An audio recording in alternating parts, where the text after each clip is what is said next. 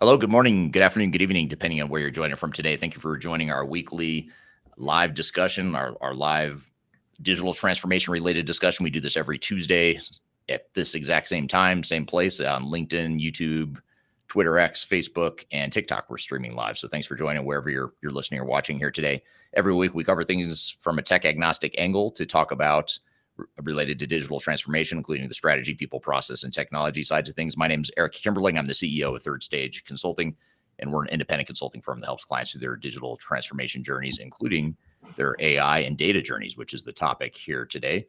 We're going to dive in here today to talk about data and AI and AI strategy and that sort of thing. So there's a lot we're going to get to here today as it relates to the topic, which I'll set up here and introduce our guest in just a moment. Before I introduce our guest, though, wanted to cover a couple of logistical items. First of all, this is a live interview. So by being part of this live interview, you're actually part of our live production of our Transformation Ground Control podcast. So what we do is we do these live interviews, we edit it, we add additional content to it, and then we repackage it as a formal official podcast episode that'll come out in about 2 weeks from tomorrow. So thanks for being here and being part of our podcast production here every Tuesday morning. Secondly, I'd love to hear where you're joining from today. If you don't mind just dropping in the chat, which is, by the way, the same chat you can use to ask questions as we go through the conversation here today. Anything that's on your mind related to AI strategy, AI in general, data migration, data management. Those are kind of the two main areas we're going to cover here today. So feel free to drop those in the chat at any point. But while you're thinking of questions to ask us, I have a question for the audience here. I'd love to hear what city and country you're joining from today. So if you don't mind just dropping the chat, what city and country you're joining from. Love to hear where our global audience is joining from here today. My guest and I are both in Denver, Colorado in the USA today, but love to hear where you guys are from. So again, today we're going to talk about data and AI and sort of the intersection of those two areas. Joining me to unpack the conversation is Khalid Morris from Third Stage Consulting. And Khalid, thanks for being here. Oh, thanks for having me. Yeah, this will be a fun conversation. I've been looking forward to this for a few weeks now since we first scheduled it earlier this year. But before we get started and dive into all things related to data and analytics and AI, tell us a little bit first about your kind of your role at Third Stage and also your background. How'd you grow up in this space? Well, I'm one of the directors of strategy and transformation at Third Stage. I've been doing that since 2021. So a few years now. I kind of left the Big Four world. So I was coming from Deloitte, but I also spent some time at Accenture. And I've been doing consulting really since I left graduate school at the University of Denver. So we're pushing. Yeah, I'm almost scared to start talking about numbers because it's just starting to date me here. But we've been doing this for over 20 years. Yeah, well, when I first met you, you were just a young pup who was just getting started. Now here we are, 15 years later. Doing podcast 20 years later. Yeah, who knew? So how did you like tell us a little bit about how you got started in consulting and sorry, because you have an interesting upbringing. You're not a career consultant necessarily. You didn't start off in consulting, but tell us where you started, how you adjusted or transitioned into consulting, and ultimately how you ended up in this whole space with AI and data. Yeah, I'm not a career consultant and I'm not a career tech guy. My background is actually finance and accounting. That's how I started. I went to graduate school in business here in Denver, and then coming out of that is when I started my consulting journey. And with that, you kind of brought me in from a financial perspective because that was my background. That's kind of what I knew. That's what was studied. And the tech side of me in consulting just started to develop because I just would say yes, and I'd figure out problems. I'm a problem solver. I kind of like challenges, and it didn't bother me to have to figure things out. But the information age really just brought about a lot of just changes and sort of a dynamic element to the business marketplace that I don't think a lot of businesses were really ready for. And I kind of got caught up in a lot of that, in that, you can't always just hire for a certain positions because it's not like school teaches you, how to deal with the latest and greatest technology, right? The schools usually teach you matured, established things.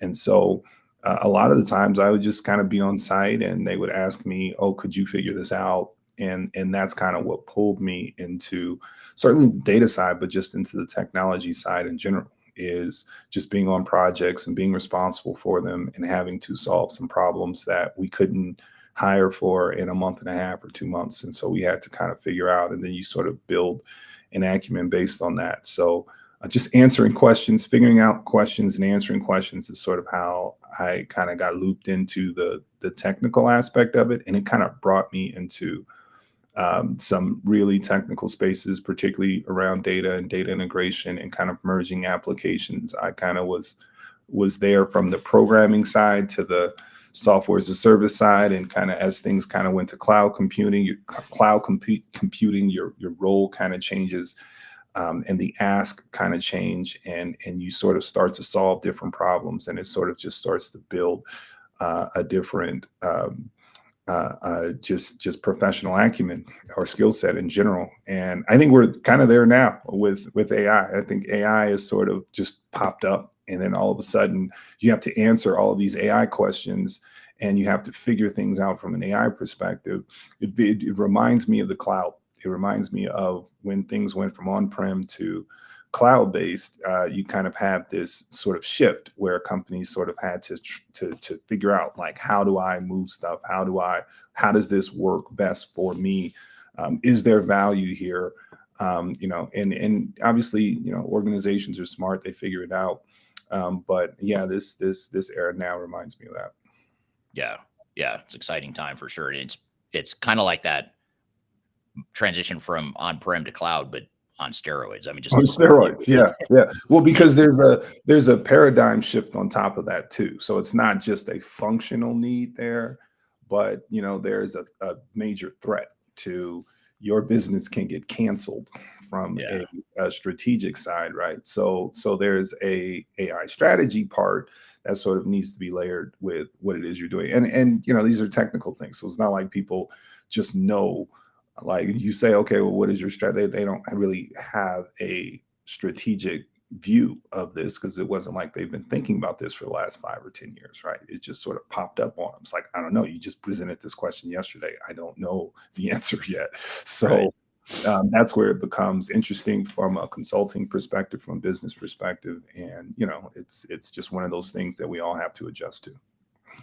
Yeah, it's the first time in my career. I don't know about you, but it's the first time in my career where I feel like, as a profession in consulting, you're sort of like you said, there's not a lot to draw on in terms of maturity and Right. well established ways of doing things, and so that's what makes it pretty exciting. Just it's changing so fast, and we're all learning a lot as we go through this transition to AI and Yep. everywhere we're headed. So I want to turn to the audience here real quick, and pull up some comments. Some of them are entertaining. This is from I Love Pizza on YouTube, asking what this is. This is a conversation about data migration. So thanks for being here today. Hopefully you find some value here. Kiran from India, thank you for being here today. Dom's joining us on YouTube. Thank you for joining us. We've got Nikhil from YouTube, who's building a data virtualization software for manufacturing based in Dallas. Given that my software is related to data and AI, I thought it'd be interesting to join here. So, interesting to have you here. Thanks for being here. Ashley's joining us on YouTube as well. Darian says, good morning. Good morning, Darian. Thank you for being here. That's our co-host for the podcast. So she had to be here, but thank you for being here anyway. And then we've got Kieran talking again about planning digital transformation business solutions firm in the coming months, searching the things related to the startup. And then Nikhil says, is it true that a lot of organizations collect data, but they don't use that data for decision making? What are your thoughts on that, Khalid, just to start things off, and then I'll get into some of the questions I have too. I think that it's very, very true. I think that organizations, I think the cloud has softened people on data, right? Like, it has sort of created this security blanket for folks that they've kind of been living in for the last, I don't know, 10 or so years, that they've kind of been in this cloud paradigm. And I say that because your data is sort of in this weird space that you don't really have access to, but sometimes you have access to, that you might have access to, that you probably should have access to, but you don't know where it is. Or it's in this space where, and this is normally what we see with our clients, is just it's all over the place. You might have 10 different programs that you're working on, and the data in the cloud lives with one software group, and over there different is doing a different cloud, and you have proper integrations in place maybe, but the data lives kind of over there too, and it's all over the place. So if you're doing inventory, in our case, when we kind of do a catalog or some kind of inventory, then you just see data sources all over. And it's particularly bad for groups that have legacy software internally. And so then you have to couple the parts of it that is SaaS based, and then with the parts of your organization that kind of has this more structured old legacy kind of software that nobody knows how to touch, or maybe you're dealing with some employees that kind of have tenure there because they know how to operate a software that most aren't even learning anymore. So it's so many different dynamics, but yeah, that's sort of what happens. You just sort of have a collection of data all over the place. It's kind of like a messy house. You just have things all over. And I think part of what AI forces us to do is what we should do anyway. But AI kind of forces it, depending upon what your strategy is you got to go clean up your room. And once you clean it up, then it makes more sense. It's like, oh, okay, this is why I've been looking for this. I didn't know this was there. And you kind of start to answer some of your own questions. For one, I can't study or think if my room is like really, really messy. So it shows what I'm going through in life. If you walk into my room and it's nice and clean, then everything's fine. If you walk into my room and it's messy, it's like you got a lot going on right now. You're probably pretty stressed. So I liken that to the data environments at organizations. Yeah. And I think that's why products and companies such as Snowflake have done so well, because they're sort of taking advantage of the fact that organizations have these data silos and different systems and all that stuff. But to your point, so many companies just can't get the basic, like they can't run a basic report because the data is such a mess. And then you start throwing in AI as a potential option. People get all excited about AI and think, oh, that's cool. Let's use all these AI capabilities. Well, AI doesn't do crap for you if you don't have good data. I mean, if you've got bad data, you're just wasting money by trying to get AI to work for you. So do you see that being a pitfall or an obstacle that companies fully? Well, I almost, and this is just like with any, I guess, shift like this, just a lot is being thrown at you at once. We are so not prepared kind of for that moment. I don't think we really walked into 2025 thinking this is what we have to deal with, right? Literally, we're in March and everyone's dealing with it. And I don't know if January 1, that was on the top of the resolution list, right? Like it sort of has just sort of been flagged. In terms of me, it has been, but just in general, I think a lot of companies have been thrown into this and they feel a bit surprised, and they turn around and they see all these tools, and it's just like, so you can do this and you can do that, and so they're seeing the advanced elements of it. And that is kind of what's jogging. AI is very feature oriented right now. Everyone wants to tell you their AI feature, and that's almost clouding the back end. It's almost like you can see the UI and all the pretty things that's happening, but you don't know how the application was actually built. And on the back end, it kind of tells a different story. And that to me is where the data lives, because if you really want to empower your AI strategy, then you'll do something on the data. The data part of this story can't be ignored, right? Like, so they kind of work in unison depending upon what your strategy is. Sure, if you just want to use features, go feature yourself to death. You can go chat GPT it, or use one of the more popular faces. ERP systems have incorporated these quick, nice, kind of easy ways to sell their program. They say, hey, we have this AI feature or that AI feature. And so, you almost have to ask yourself, when am I in AI and when am I not in AI? You almost feel like you're Neo in the Matrix. You're like, so when am I in it and when am I not in it? Like, how does it work? And still you have this back end that is where all of your data lives. Like so are you searching for AI features that are outside of your organization, or are you searching for capability within your organization from an AI perspective? Those are natural questions. And then when you ask those questions, then you have to ask yourself the data that supports it. Like, where is it? Where does it live? And is it empowering whatever AI feature I'm trying to use in the way that I expect it to? Right. Makes total sense.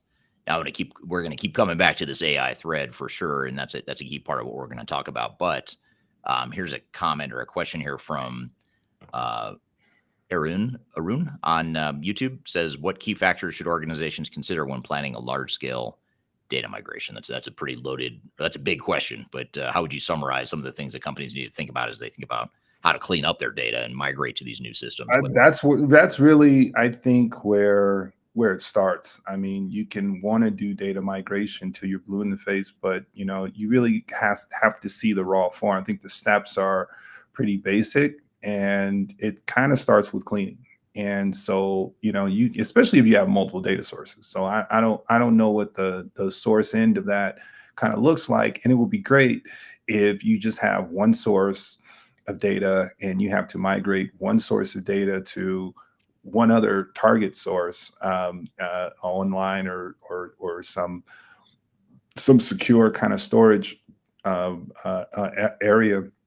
That's great, and if you can get it, that's awesome. But that's usually not the case. I mean, usually it's a multitude of data sources, and when they come in, they look different and they act different because one source they're used to it this way, and another source they're used to it another way, and you have to sort of create rules and standards, and that's kind of where the cleaning part of it comes from. So really, just having a plan at each of these stages is what I would suggest. And it's okay to start slow and start kind of at that first level to kind of say, how do we get everything that we want to migrate into a staging environment that allows us to sort of push where the target is, right? Like, I think that's a smarter strategy than trying to push every source to the actual target. I feel like there's a little more work there.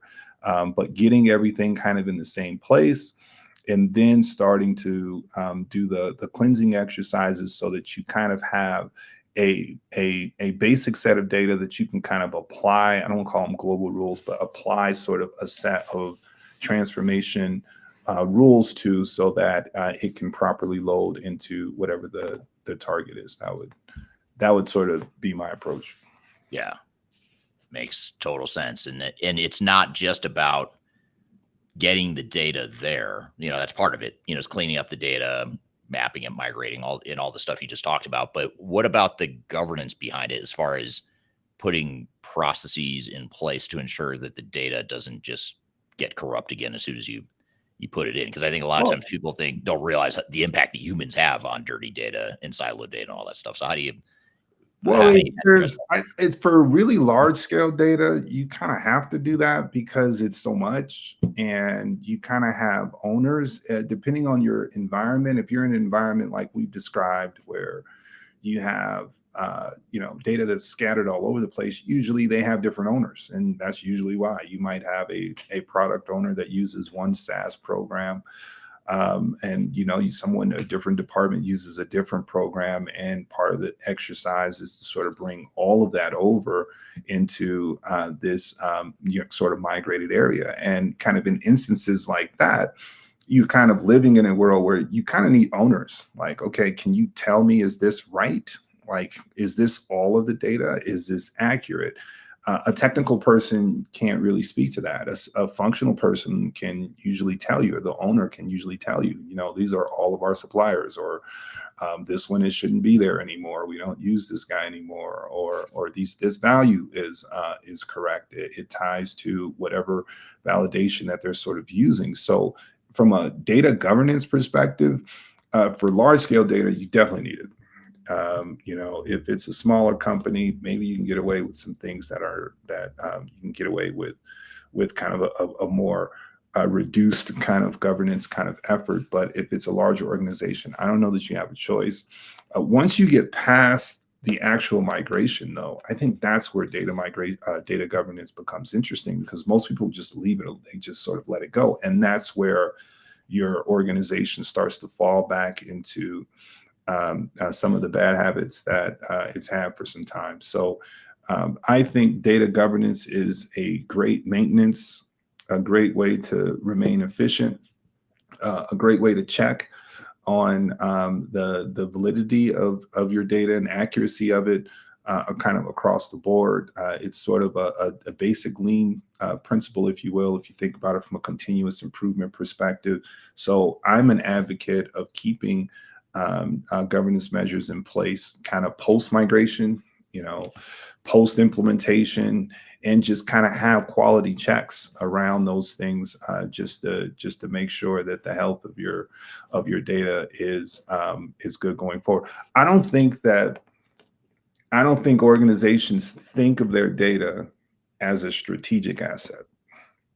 Like if you ask them, okay, what are the assets of your organization? They'll list buildings and they'll list all of these cool things that really have a tangible value to the organization, but they won't think of data as part of that. And I personally believe that it's probably the most valuable asset in your organization, right? You take your data out, your whole organization collapses. And Yeah. so it's very, very important, but a lot of times organizations don't treat it like that. And so when I say things like ongoing and data governance should be a part of your practice, it's just, I mean, you would do that for any valuable asset. You would just make sure that you have proper processes and procedures in place just to safeguard the value of that, because it's a significant part of your organizational value. Well, to me, data is the same way. But we don't put safeguards on it. Instead, we have programs, 40, 50 different programs, and the data is kind of all over the place. Yeah. Yeah. That that's well said. And here's another interesting question related to that. This is from Ognian on YouTube. Says clients asking for AI magic before the tidy up your data first stage is free. Wow, I cannot read today. Clients asking for AI magic before the tidy up your data first stage is frequent. You nailed it. I'm asking you for AI and you're telling me my data is bad. Right. That's a hard conversation to have too, because it's Yeah. like you're talking on two different kind of wavelengths. I just, as you know, kind of wrote this book, Future Proofing Your Business with AI, and that was the challenge. It's kind of more of a conversational narrative that we have with our clients, and it's almost a plea of, look, I know you want to get here. I know you want to have these great conversations and these trends, but you almost want to really think about your strategy from the ground up. Yeah. And when you're really having a hard, like, how do we become competitive tomorrow?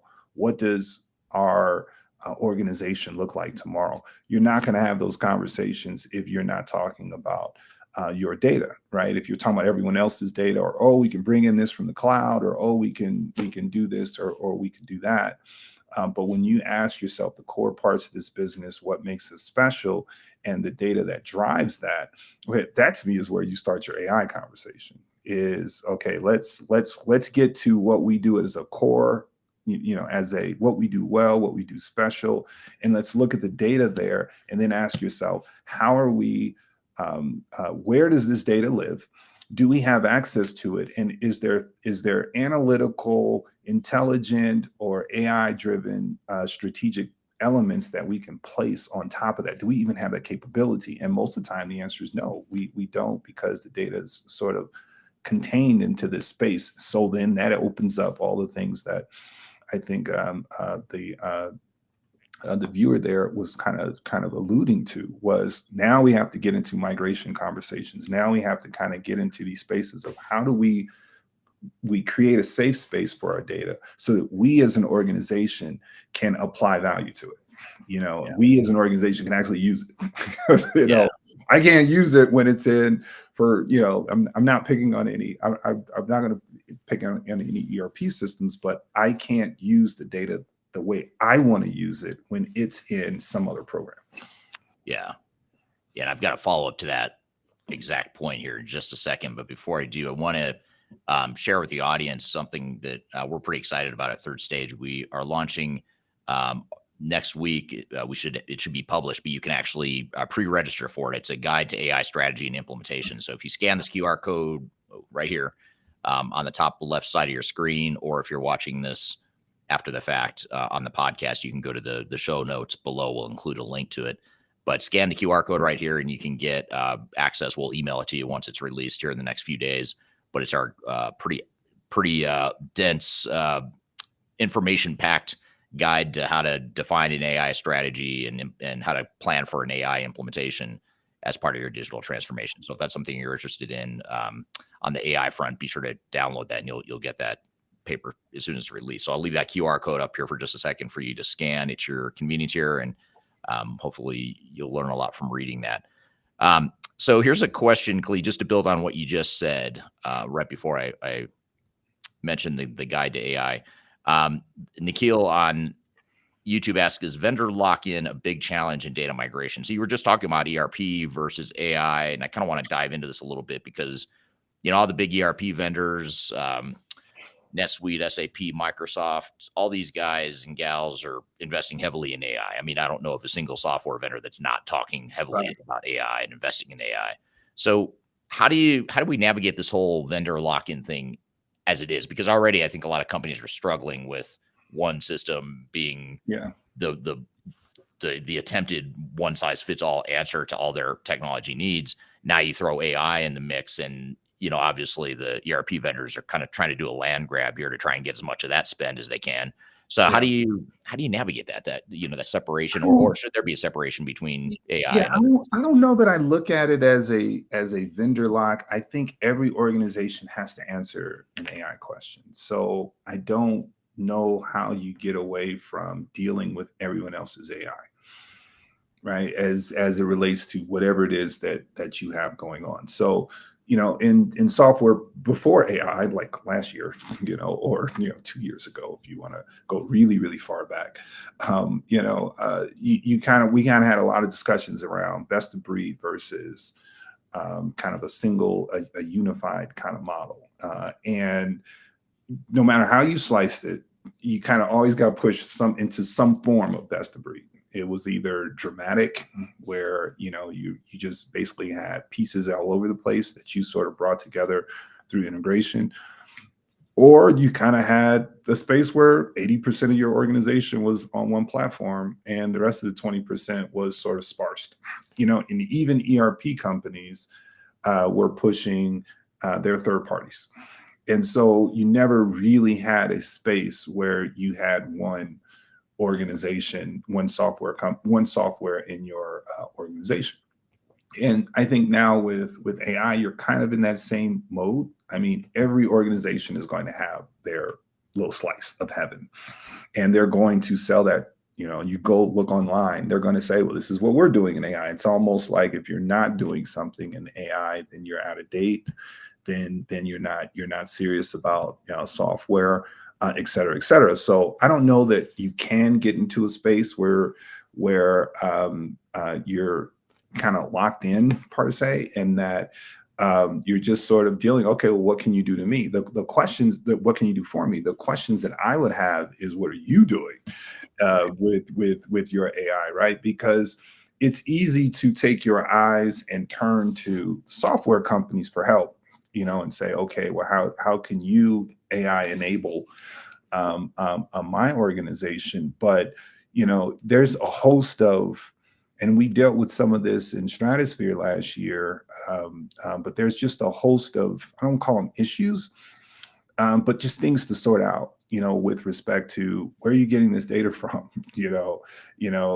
where's the legalities around, some of this, are there sort of hidden biases that are sort of in the algorithm that you're using, which may push me in one direction kind of versus the other, right? So there's just a series of things that you don't really control or understand from the way that another software company approaches AI. Right. They just present it to you, say, hey, we have an AI feature. And then you're like, well, that's great. It'd be great if you explained it to me. Like, how does how do these biases work? Like, because all AI, they sort of have these built-in biases around their algorithm, and you kind of need to kind of have maintenance around that exercise, right? So if they're not, after they explain that part to you, to me, the question is, well, what do I want to do? I mean, it's great that you're doing that and that I think that's great. And we certainly could use that. I think that's a great feature. But when I think about my organization and the core data parts that drive me, this is kind of where I need to take AI for this company, right? So I think we're going to get into an environment where everyone has their own AI, and the organization itself has to have their own personal AI that's sort of driving their organization, right? And that's, to me, outside of what Microsoft is sort of giving me, because Microsoft gives me a bunch of great tools, and another ERP system I have, or a bunch of great tools, and I may pick up another tool some kind of way, and all of that's great, and all of that is internet-wide access, right? But I don't know if I want internet-wide access for what I'm doing, right? So my organization data is not going to be available. I don't want my organization data. We're actually starting to put some of that in our vendor contracts.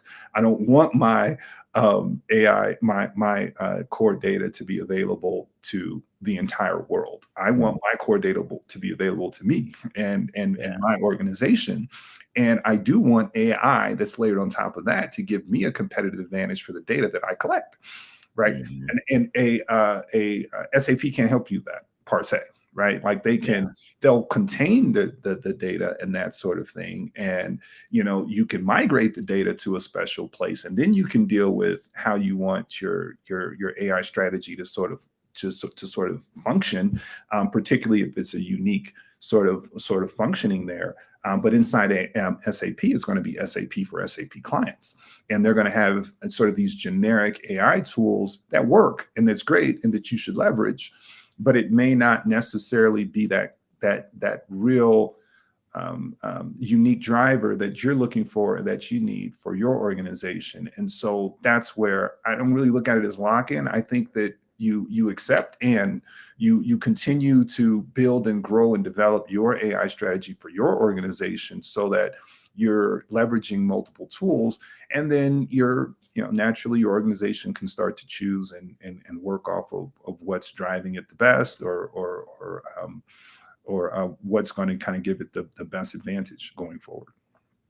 Yeah, that's really interesting, and I kind of see both sides here. As far as there's value on both sides, because I mean, you look at like SAP, for example. You mentioned SAP, and I remember on my Journey to S4HANA podcast, I don't remember who the guest was, but if you are interested in SAP stuff, if you go to journeyto s4hana.com, that's another sister podcast we do that's specialized. It's more focused on companies that are going through S4HANA implementations. But during one of the podcast interviews that I did there, one of the executives, I think from SAP, that was on there, was talking about how they had gotten approval from, I think it was 30,000 customers to share their data with their AI model. And on one hand, you think, well, that's pretty powerful. If you can get 30,000 of the world's biggest organizations sharing their data in this AI model and training this AI model, that's pretty powerful. That's pretty awesome. But then you think, to your point, the counterpoint that you made is, but you want to own that data. You want to create the competitive advantage. You don't necessarily want to help all your peers and all your competitors, So it's like, on one hand, they've got the scale, they've got the technology in a way that you could probably never replicate internally in-house with your own AI strategy, but you're just sort of watering down or sort of giving up your competitive advantage and your data, by the way. I mean, they don't own your data, but they can use it if you give them permission. Well, and then you could go to the next step with that, and you have organizations that have sensitive data, and by law they can't even do that. So then what do? Right? It's like how much of this do I even have the ability to, just as an organization, just roll up into kind of this sort of standardized model where your AI model can learn all of these things and kind of provide these sort of features. I think this is where we get into the maturity of AI, and we don't even have laws right now that contain a lot of these things. And going forward, they do somewhat have some laws actually in Europe, but in this country we don't really have much framework at all. And so what happens when that's there? and then it becomes, I don't know how much of this great feature that you can or cannot use, or even having to create containers around some of that. So for me, I think it's great, and you let them deal with whatever they have to deal with, and you accept. Like if you mentioned SAP for Microsoft, I don't even know how you use Microsoft now without using Copilot. It's such a Yeah. great tool, and it's going to be all in the middle of everything that they do.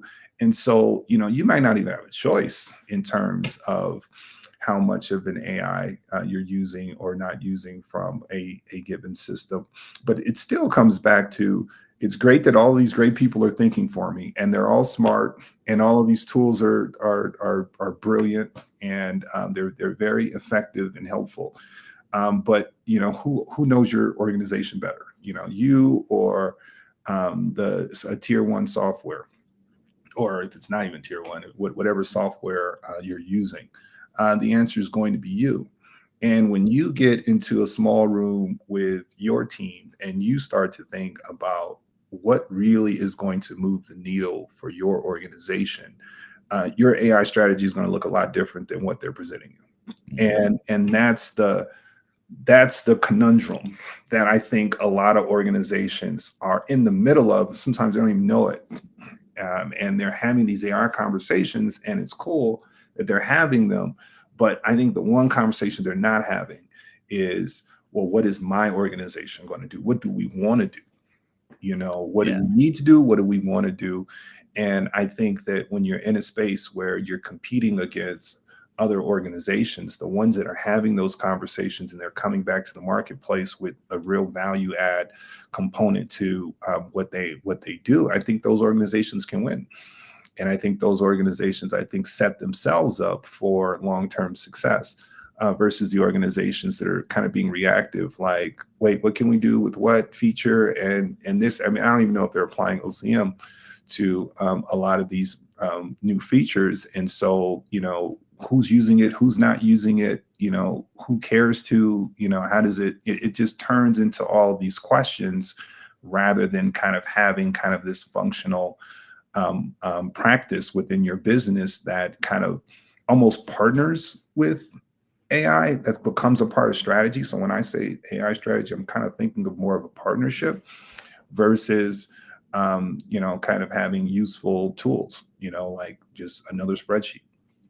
Yeah, that's super interesting. And this is actually a whole topic we're going to cover here in 2 weeks on this podcast. We'll have Marcus Harris on, and someone on LinkedIn, I don't see the name of the person, but someone on LinkedIn said this topic was addressed by Marcus Harris recently. And Marcus Harris is a software attorney that deals a lot with not only enterprise technology, but he also deals with intellectual property. So a lot of what we'll talk about here in 2 weeks from today is with Marcus Harris to talk about the legal implications of all this AI and data stuff, which is constantly changing. I mean, it's just like all of us. I think he's even learning and trying to keep up with all the evolutions of the legal implications here. So Fato on YouTube says, "I'm glad someone is having the talk, which is not inflicted by the hype." I like the word inflicted. And we have a definition of hype in this industry. Inflicted by hype. That sounds like a TV show or a podcast series or something. Right. So this is really interesting stuff. Okay, so there's like 3 different directions I could go, but just based on what you just said. What about? Let me go this direction. This is a question that was sort of stimulated by one of our peers at Third Stage. Yesterday, we had an internal meeting that you and I were both on, and Amanda Patton, who is one of our directors, we were having an internal meeting, totally unrelated to AI. We weren't even talking about AI, but we sort of had an in-passing conversation about ERP vendors and how they're handling AI, and just how some vendors are more mature and sophisticated in their AI tool set than others. And she made a comment in this meeting about NetSuite. She was talking about NetSuite in particular, about how it's a cloud-based system, and because it's a cloud-native system, that gives them some advantages from an AI perspective. How does cloud factor into all this, I guess, is where I'm going with this. So when you look at cloud and SaaS solutions, especially products like NetSuite or Salesforce or Workday, these systems that were built in the cloud and the architecture is built for the cloud, does that give those sorts of vendors any sort of advantage when it comes to their AI tool sets? Even though we're talking about, on one hand, maybe we shouldn't have the ERP vendors Right. doing all of our AI stuff for us, but for the ones that are building AI, does a cloud SaaS model help some of these cloud native systems, or are they in a better position from I an AI think perspective? that I think that it can. I think that the cloud kind of provides you with a certain access point, and there's a certain cleanliness and structure to the data that sort of lives in a cloud infrastructure that is very understandable, and it's probably easy to move around. I think that the whole cloud strategy was sort of built around ways to move data. So the integration part of just cloud architecture really became a gigantic thing. So if data is living in a cloud somewhere, it sort of naturally creates sort of an easier path for integration. But just in general, I think it kind of goes more back to the AI and kind of what it is. AI is like an amoeba almost. It spreads and its tentacles are kind of all over. So my question to something like that is, how much of the data does that AI cover? Is it all over that data set? Does it also include other elements there from the web or something like that? Like, you really have to start to ask the question around your AI, kind of what's contained, and what is the layer there from a AI perspective. In software development, there's kind of this kind of standard kind of practice called separation of concerns, and so you would have this, at least the way I learned it, you kind of would have these spaces where you kind of have business logic, and then you would have kind of your data kind of logic, and then you would kind of have what your programming kind of look like. And you would separate these things so that if you needed to change your data, if you wanted a different database or whatever the case may be, you could change it and it doesn't have to impact the rest of the application that you sort of built. I think of AI as a fourth layer that's kind of sitting right there too. And so when you kind of have that layered kind of breakdown, if AI is kind of sitting on top of your data, then that's sort of the parameters of what this AI feature or program is sort of working off of. And you almost want to ask yourself that is, and this is the part of the story you don't know when you're dealing with ERP companies and they kind of throw out, oh, we have this AI feature, then it kind of, my mind goes to, okay, where are you getting your data from? Is it me? Is it me and him? Is it all of us? Is it them? Is it like where are you getting your information from? And that to me is the big driver in that for ERP, and they're not really always forthcoming. You kind of mentioned SAP and him kind or them kind of isolating kind of those groups and kind of getting their permission to kind of work on their AI trained model there. That's probably the wave. That's probably what companies will probably have to do. Maybe SAP did that because Europe is starting to create laws around some of that, versus because I don't really always see that from American companies. They're not really asking a lot of those kind of questions. They're just doing stuff. And Yeah. I think it is something that we need to kind of know first, like, where are you getting this? What does it contain? And then kind of get into kind of, well, what are we doing with it? Like, what am I getting out of providing you with access to this or that? And then I think things start to make more sense to me. Otherwise, I think we're just having kind of these feature strategy, kind of random conversations about like clothing. Oh, Mhm. you got a new pair of shoes. Oh, that's awesome. I mean, I don't even know if those shoes are for, basketball or football or casual walking or what. It's just they look cool, and Yeah. I'm glad you got them. You're happy, you're comfortable with them, and all of that. But I have no idea of how effective those are for you, what you're doing in them, like where they were made or what. So I think that we kind of need to kind of have another layered conversation on the AI side that kind of gets back to what the end is, not Mhm. kind of what the beginning is, but how all of this looks on the other side. Yeah. Yeah. Makes sense. I want to invite the audience again to check out our guide to AI. If you didn't catch it the first time, here's the QR code.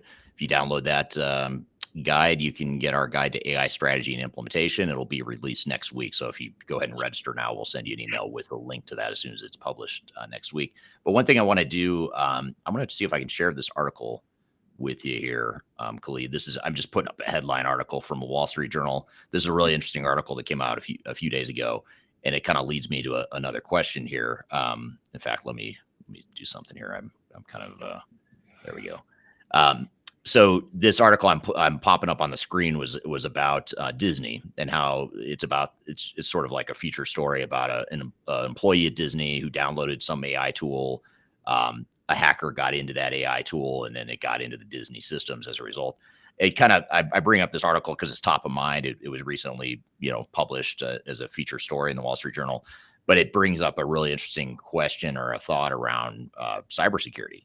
How do we, AI is opening up a whole nother set of loopholes or backdoor entries for cyber attacks. Now we don't just have to lock down our core ERP system. We've got to lock down all the AI tools and whatever other tools are integrated with that ERP system. So how does cybersecurity, what are your thoughts? I know it's a big general question, but I think it's the same question. Now, I don't want to speak too far out of kind of my expertise in terms of what I know and don't know. But when I hear that, it really brings me back to the data, because as we start, that's your most strategic asset.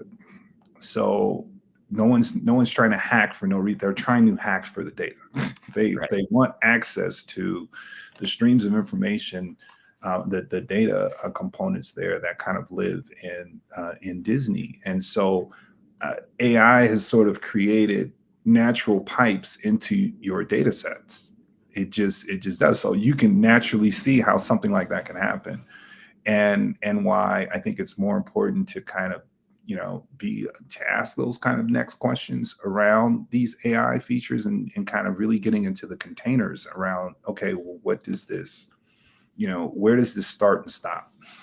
And what does this have access to, et cetera, et cetera. And then the next, for me, if you do prioritize and protect your data as a strategic asset, then you do have a lot of those security layers kind of in place, right? It's organizations like Disney. I don't want to say organizations like Disney are easy to hack, because obviously that's not true.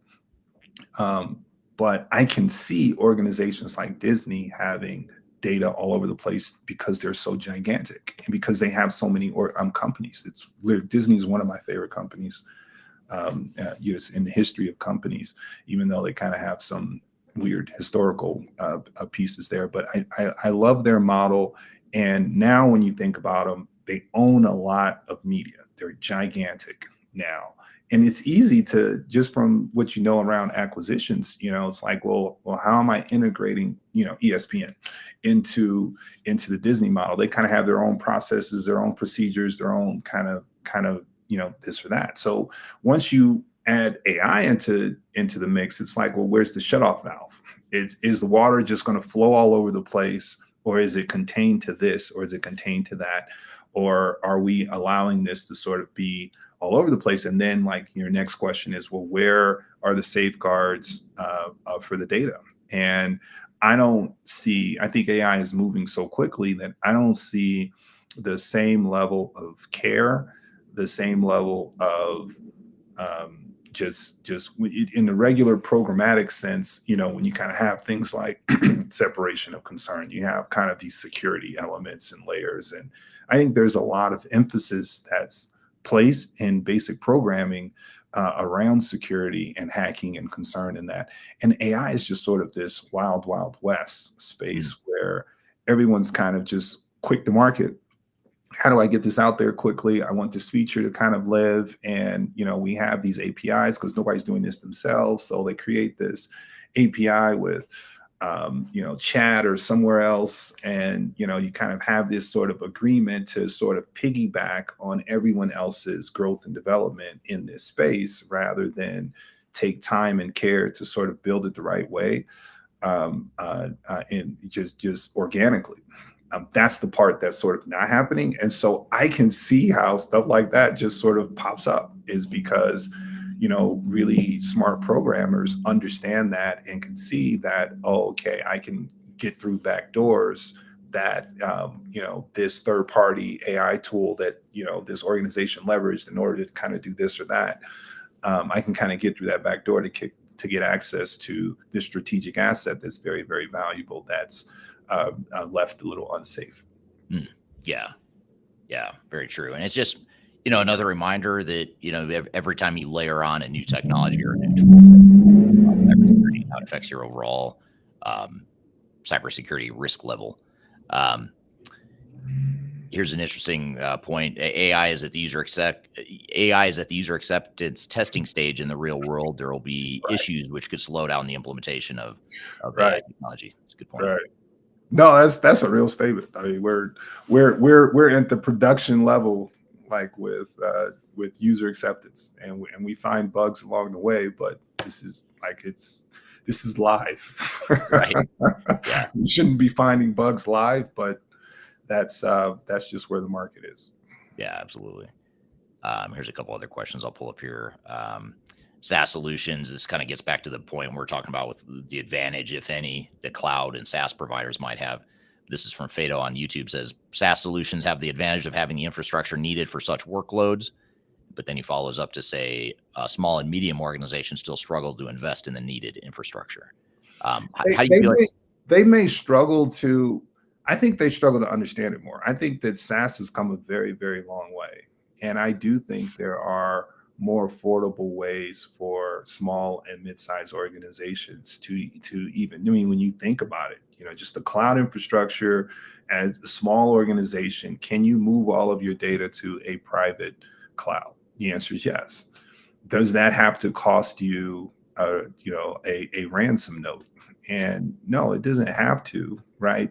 Just the thing that small and medium companies, they don't really have the luxury financially to just spend, and so they don't really know what to do with it once it's there. So it's like, well, yeah, I can do that. It won't be too expensive, but why would I do that? Like, what do I get out of that? And how does that help my organization? And I think for the longest, I would totally agree with them until now. Like, no, now you do have an AI component that you can layer on top of that. So there is a way to create unique value for your organization that no one else will have by housing your data in that kind of structure. Now, you don't necessarily have to have that kind of structure in order to take advantage of AI, but you start talking about organic and safe and sort of kind of natural structures to take advantage of this sort of style of programming, and that makes sense. And so I agree and disagree kind of with that as a result, and that's largely because I think it was once too expensive to do, even though it was affordable. I think it was just no value prop a lot of times for a lot of owners. But I do think that can turn very, very quickly now. Yeah. Yeah. I totally agree. Now, what about companies that are getting started, or they're not sure where to get started with their AI journeys? I'm gonna answer my own question, but I'm not really answering. I'm gonna let you answer it. But I'm giving the cheat answer here is if you want to get started on your AI journey, what you really should do is download this guide. So just scan this QR code right here, Guide to AI Strategy and Implementation. I'll leave it up for the rest of the conversation here. But beyond reading this guide, which is super information packed, what else can people be doing to get ready for their AI journeys? Like how should we get started, or what advice would you give to a team or an organization that's just dipping their toes in AI, trying to figure out how to move forward? Well, and I kind of outlined some of this in the book, but it does kind of start with data. Now, I will couple that back with what you're saying here, which I do think is actually very, very important. We're kind of being a little cheeky with the QR code, but your research here is everything. Like, you do need to do your research, and I think part of that, when you think about it, is really just your planning stage, and like, what does planning sort of look like? AI strategy is is very much your just like business strategy at this point. It's going to turn into a natural parallel because there's a survival element there, and that your organization can be out of date, to be very, very blunt, in the future, by not taking care of the things that you need to take care of now from an AI perspective, right? Because your whole industry can be rendered useless, kind of with the snap of a finger, because the marketplace decides to go in a different direction, right? Because AI might be cheaper or easier of a solution to do what you've been profiting on for the last 10, 15 years. And so from that end, I think that the planning part is very, very important. I think you slow walk it a little bit, but you whiteboard. I think you really kind of get to a point where you're able to kind of start to set a vision for how your organization can look in an AI environment. And you're not going to be able to implement or execute on that particular vision without dealing with your data. So, for the practical side of the answer to this question is you start with your data and you make sure that your data model fits your vision and your strategy and in terms of what you're trying to do. But I think the sexy answer and kind of where you're trying to get to is I think it's on the whiteboard. I think it's in the room and you kind of being there with your team and being able to say how can we benefit from this. It's doing basic stuff like SWOT analysis and kind of being able to really assess the strengths and weaknesses of a given strategy to really land on what is going to be of value to our organization, right? That's nothing to do with technology. And we at Third Stage do this a lot. We constantly walk into clients and we tell them that we're here, and yes, we understand technology, and yes, we've implemented all of these softwares, and yes, this is a huge technical shift for your organization, but this is not an IT exercise. This is a business exercise. And I think for AI, we're in the same conversation. I think that this is a business exercise, right? Like so you need to understand business-wise what you're trying to do. And that's why I think it's important to have the AI conversation outside of ERP, because the ERP, they've already had that conversation, right? That's why they're coming to you in the marketplace and saying, these are the features. After we did our strategy, these are the features that we think make the most sense for our customers. And I think you kind of need to do the same thing. You kind of need to come up with what strategy is going to make sense for your customers and what they're dealing with. And you need to also understand that we're in a world now where your customers have access to AI. Right. So if your customers have access to AI and they can access these things and ask questions and find out answers to things that they couldn't necessarily find out answers to, how does that impact what we do? How does that impact what we provide? How do we have kind of an advanced level of conversation in our business with our customers, right? So that we're still providing them with value. So yes, I know you already looked this up and you already have this answer. This is for that answer. This is kind of take this to the next level rather than kind of starting at the ground. So I think there's levels in the conversations, and we can't answer that like outside of your org. I mean, your team deals with your business. You understand your strategic asset, your data. And so you kind of have to be into that room and start to answer those questions for yourself and for your organization. And then that'll start to shape. And you won't get there overnight. And this is the uncomfortable part about AI, because it'd be great if you can just have this really easy answer to just say, well, the answer is, and then you're done. You just go through this one workshop, you do it, and then you're done. And then your organization is great well into the future. And that's not the case. I think that this will be a bit ambiguous. You can go through the exercise of AI strategy and not have an AI answer for a couple months. Yeah. Right? Like you can go through that, you can do planning for it, you can start to do your data. I'm kind of talking in extremes. You should certainly have an answer before then, but I can see an organization going through the exercise, doing the whiteboarding, having a couple sessions, a couple rounds, and then having that eureka moment a month into it, 2 months into it, and just saying, wow, if we did this, it would be a game changer. And that eureka moment, is not going to happen necessarily day one. It may. But I just, think that organizations should be patient with themselves and really just kind of do the strategic work necessary and follow more of a process, a strategy process for really arriving at an answer, rather than, thinking that, I can just kind of Google it and then boom, it'll pop up in my face, and then kind of have this instantaneous, all right, we have our strategy kind of going forward. I think it may take a little more time than that. Yeah, absolutely. Well, this is awesome. And actually, I think this is kind of funny. Hopefully you find this as entertaining as I do, Khalid. But I was, while you were talking here, you were talking about your book, and you and I have been talking about how you wrote this book, and you're one of the most humble people I know that I've ever worked with. And I didn't realize, I was just Googling it. I didn't realize it was already published. It's on Amazon. It's doing well. It's got great reviews. So your book is actually out. You didn't, like a lot of people talk about writing a book, but you actually wrote and published a book, which I didn't realize until just this moment. So if you don't mind, I'm going to do this. I hate to put you on the spot. I know you're too humble for this, but I am going to put up a QR code top left corner. If you want to check out Khalid's book, just scan the QR code. It's got great reviews. I was just reading while you were talking. I was kind of reading through the reviews and going to the Amazon page here, but it looks like it's selling really well, and you've got great reviews. So congratulations on the book. I kind of wish I would have started with that, knowing that, but you're too humble. You're too humble to tell me you've got this book that's doing really well out there. I knew you wrote it, but I didn't know it was already published. Well, I kind of needed to get through the exercise, and I've always wanted to write books. So, I always have, I did, I'm starting to kind of get more into the process of it, but I always had little pieces of things kind of.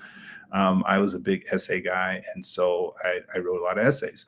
And so, for this, I needed to I needed to get through it and just kind of get to, what do I think about this? And part of kind of this book, that I wrote, and a couple that I kind of want to do, it's just more, what is my thought around this? Like this topic, this issue that kind of keeps getting thrown in my face. And this was kind of that exercise for me to kind of really dive into this from a strategic consulting business kind of orientation that I think we naturally have here at Third Stage. And so I felt like in parts of this, I was kind of writing to a lot of groups that, we've had conversations with, that, you can't always have these things with your clients. They may not be interested in having this kind of conversation. It's almost a conversation I wish we could have. I wish we can talk about it this way and it not disrupt the project, or what we're doing or saying, or what you come to us with, because a lot of times clients will come to us with, this is what I want to do, this is what I'm looking for, and we're working within these kind of boxes. But so you don't get the liberty of kind of being able to say, no, this is really what you should do, and not caring about how it affects them. Like saying, well, I can't do that, that's going to take too long, or that's going to be this, or that's going to be that. Like saying, no, I'm just telling you what you kind of need to do to really think forward and protect yourself. That to me is the way I kind of approached it. And so it really wasn't, I don't know that I was writing the book until I was in the middle or towards the end. And it's like, oh no, you should just go ahead and make this a book, because these pieces in this story, you can just kind of make it fit. So it's a little technical, and it's kind of my first experience there. But I'm happy to get it out. It was just to now have a clear mind around how I view this insane topic, because AI is an insane topic, it's all over the place, and it's very confusing, and there's so many small, what is it? What did the person, he said hype? Yeah, there's so much of these hype conversations that are happening around AI that it's real easy to get distracted by the nuts and bolts of what's really going on. Yeah, what was the word he used? Something hype. It was such a good word. I need to remember. Inflicted by the hype. Yeah, that's a great way to describe it. The YouTube video. Because you're reacting to it, right? And you're reacting to hype, which is the worst thing you could do, right? And you don't want to react to hype. You want to react to other things, but that's certainly how it feels. Yeah. Yeah. That's awesome. Well, I literally just bought your book. Um, I'm going Oh, to show right here thanks. as proof. I just Okay. bought Khalid's book. I can't Uh, wait to read it. I highly encourage you to scan the QR code, check it out. And that's really cool. Congratulations again on the book, and thanks for being here to talk about some of the lessons you've learned from writing that book. Thank you. And I look forward to having you on again to chat more about this because a month from now, I feel like this conversation might be obsolete. We're gonna have it again because there'll be something new we've learned over time that we can I share with the don't know. audience here.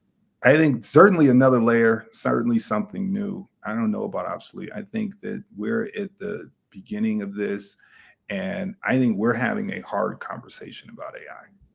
We're not having the hype conversation. This isn't the cool thing to tell people that you need to get your data in place, and that you need to kind of have a data strategy around before you kind of have an AI strategy. And that's not something that I think people want to hear.